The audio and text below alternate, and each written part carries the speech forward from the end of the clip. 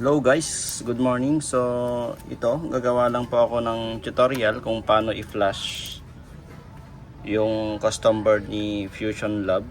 Yan, kay Boss RL. So meron po tayong switch dito. Kailangan i-off nyo muna siya. Ito, bali ang gamit ko kasi is the Fox. Ngayon, i-try po natin i-flash kay LPB. So bali itong board niya is universal, pwede kay The Foxtech at LPB Chaos. So i-off lang po natin yung switch dyan. Yan. Then kuha po tayo ng Type-C na USB port. So salpak lang po natin dito. Then yung USB sa may laptop. Then download po kayo ng Flasher. Yan. So, sa akin, naka-download na po ako. Kaya, i-run ko lang po siya. Ito yung Flasher ko. Okay, naka-run na pala rito sa baba. Yan. Kung mapapansin nyo po, yan. Naka-on na po yung kwan. Then, detect lang po natin to. Reload ko lang. Then, kung anong port po siya, so nasa port 7. So okay, nag-open ulit yung isa. Close ko lang po ito. Yan.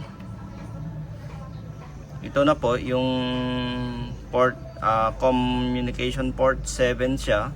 Then click nyo lang po ito. I-browse nyo lang po yung bin file ni The Foxtech o kaya kay LPB Chaos. So sa akin kasi nandito yung bin file LPB Chaos. Napin lang na.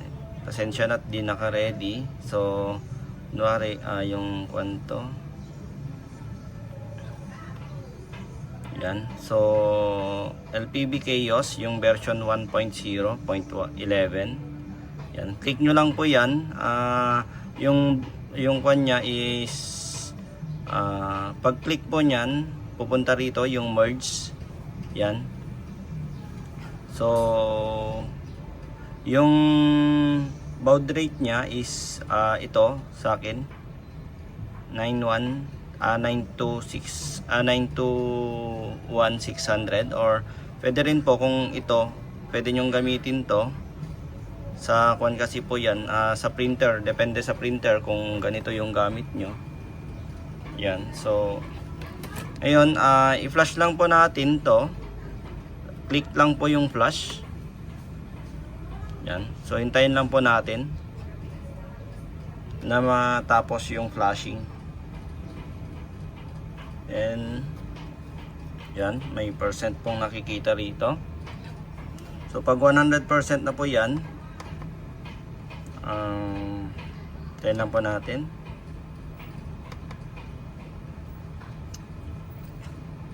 Yan, makikita nyo po yung one successfully. Yan, finish na siya, na flash. Then on nyo lang po ito, switch, paki-on lang po ulit yung switch na yan. Then try po natin i-search yung kung na-flash na po ba sa LPB. Kasi dati The Fox po yung gamit ko. Mag-ship po ako kay LPB Chaos. So isang board pa rin po yung gamit natin para fix siya sa naka-fix po siya sa ating frame. Yan. So gagawa rin po ako ng demo kung paano ako nag-i-install kay LPB Chaos. So yan, search po natin yung Bluetooth ni LPB kung success nga ba yung pagka-flash natin. So wait lang. Hindi po yata makikita rito pagka yan. So yan, kung makikita nyo po, masasearch nyo na po yung LPB. Fast read siya. Yan. Yung Bluetooth device ni... So, success po yung pagka-flash. So, yan po. Maraming salamat. So Susunod na video, gawin ko kung paano ko in-install through ADB Sequan. Then configuration na rin. Try ko lang po bumili ng license muna tapos kuan. So abangan nyo na lang po yung mga susunod na video. Follow na lang po ako para sa mga ibang tutorial po. So maraming salamat sa inyo mga ma'am and sir.